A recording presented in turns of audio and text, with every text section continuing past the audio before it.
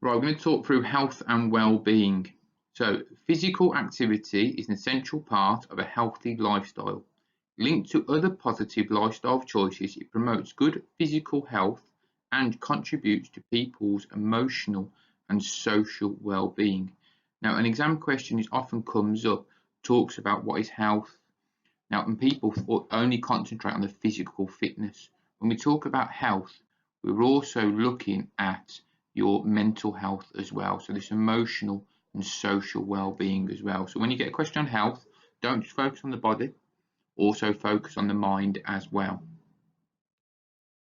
So well-being. Well-being is the state of being comfortable, healthy, and happy.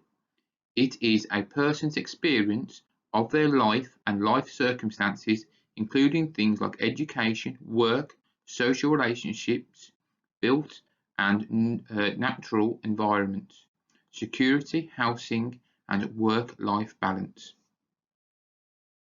So if you actually think at the minute, when you study for your GCSEs, your work-life balance, how much work are you doing, how much revision are you doing, and how much time are you actually taking time to rest as well, because rest is just as important as revision, but don't do too much resting and not enough revision. So fitness.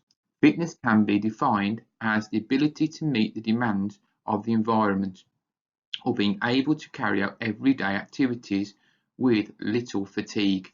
So fatigue is tiredness. Fitness relates to how physically demanding life is. Therefore, a person doing an office job requires low levels of physical fitness than an Olympic athlete.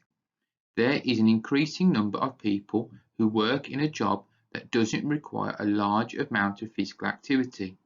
These jobs are described as non-physical or sedentary, that's that word again, and would mean the level of fitness required to do them is low. This may lead to more people having a low level of fitness and health levels in society decreasing. So pretty much people who have office jobs who sit at a computer all day, fitness would decline. Okay, because they're sitting, they're not exercising their heart, they're not exercising their muscles. So that's what that last bit is saying. But someone who has a more active lifestyle, like an athlete, or even someone such as, let's say, a PE teacher who is on their feet all day, who is walking around, okay, would have a higher level of fitness just due to their job. Exercise. Exercise can be defined as a form of physical exercise done to improve health or fitness or both. It is recommended that adults and children follow different activity routines in order to maintain good health and fitness. Adults, 5 sessions of 30 minutes activity per week. The activity should be physically enough to increase the adult to breathe more deeply and to begin to sweat. So we look at adults, 5 sessions a week of 30 minutes.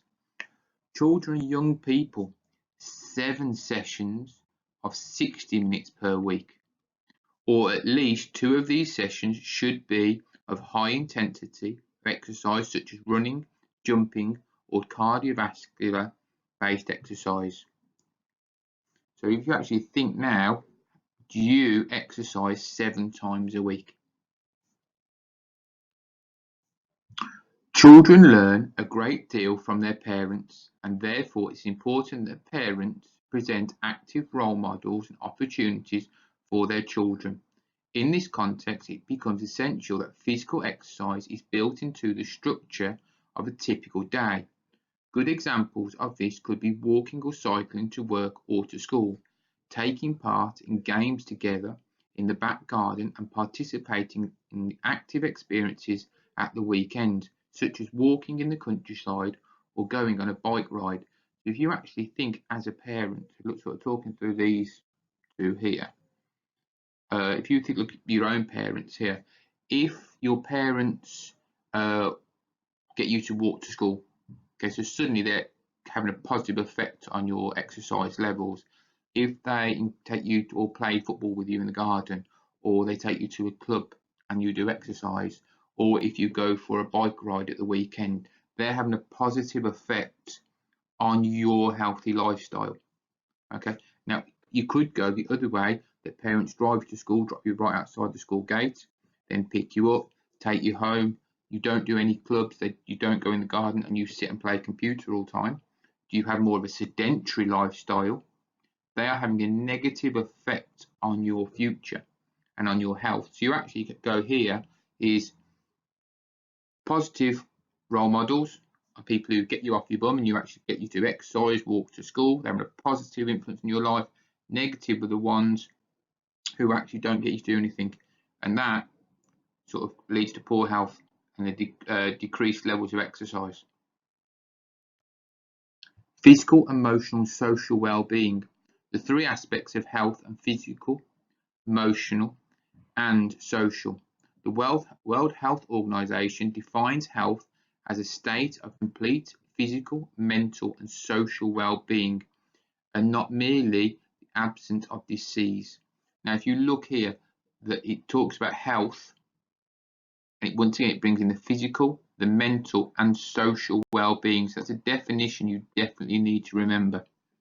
And this is just the three aspects what make up our health. So definitely remember the three key words of physical, mental, and social well-being. Physical health. Good physical health is linked to fitness, being able to perform effectively the physical tasks involved in life as well as sport. Being physically healthy includes enjoying being physically active, having good balance, coordination, and agility in everyday tasks, as well as sport. A quick link: what's the test for balance? What's the test for coordination? What's the test for agility? Just to quickly test your knowledge from other areas of PE. Having the strength, stamina, and suppleness required in everyday life. So what is the fitness test for strength? What is the fitness test for stamina? Have a think, see if you can answer that ever so quickly.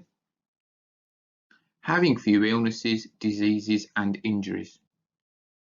Emotional health. Emotional or mental health is linked to personal well-being, feeling positive about yourself.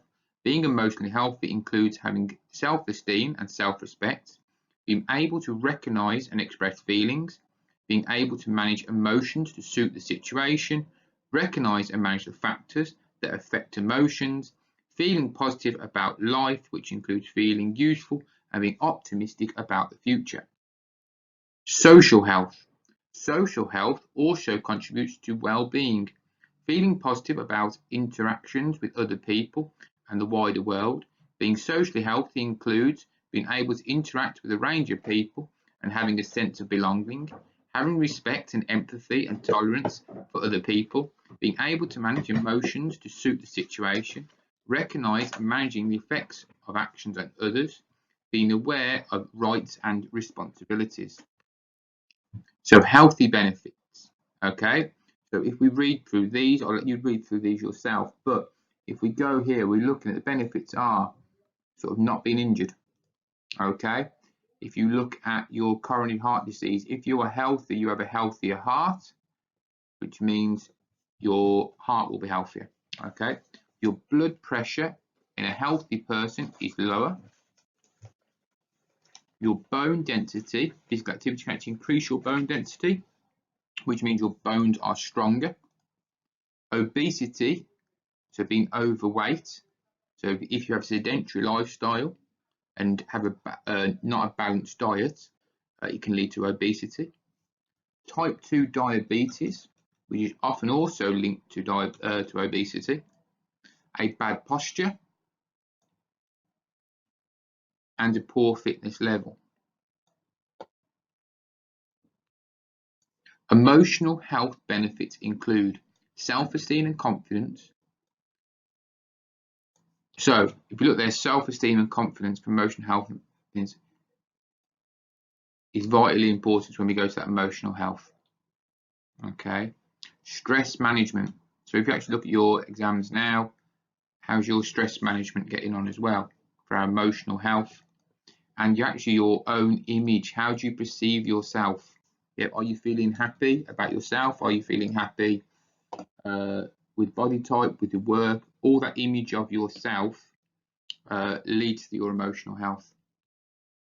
Social health benefits include friendship. So friendship can increase as participants make friends. So if you join a sports club, you may have become more and more friends, which means your social health will become better.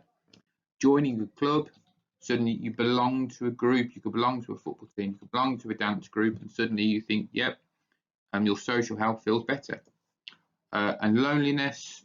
So if you're a member of a team, member of a group, have more friends, suddenly loneliness and isolation, you feel less.